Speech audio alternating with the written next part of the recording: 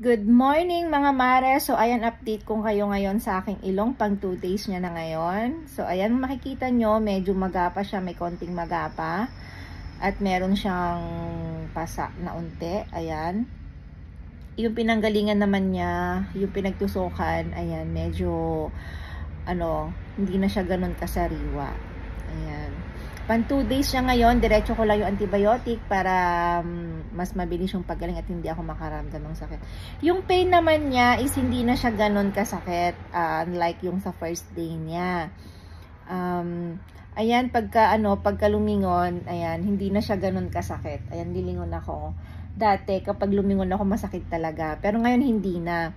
Tapos yung ganyan, gaganyan ko, hindi na din. Pero pag sinobrahan ko naman, ang masakit ito, yung part na dito. Siguro yung sa loob niya na. Kasi ito na to pahil na siya. Yung nasa loob hindi pa.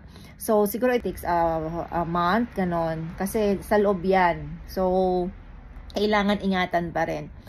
Yung 2 days na yon na kakagawa ng ilong ko ay hindi naman din ako nakapag-rest dahil may mga gala din ako. So sobrang ingat ko din. Nakalmahan ko naman yung galaw, hindi ako clumsy. Syempre pati sa pagtawa, hindi masyadong malakas, ganun. Baka lumabas yung thread. So ayan, pa Virgin Mary lang talaga ang peg, ganun. Syempre it is ganda, 'di ba?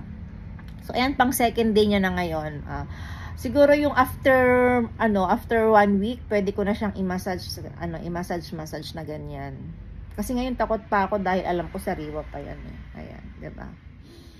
Ayan na siya mga mare. 2 days na siya. 2 days na siya ngayon. Ayan, o 'di ba? Tis ganda lang siya. Pangarap ko 'to eh. So, yon, update ko ulit kayo sa pang 3rd day niya. Okay, yun lang. Bye!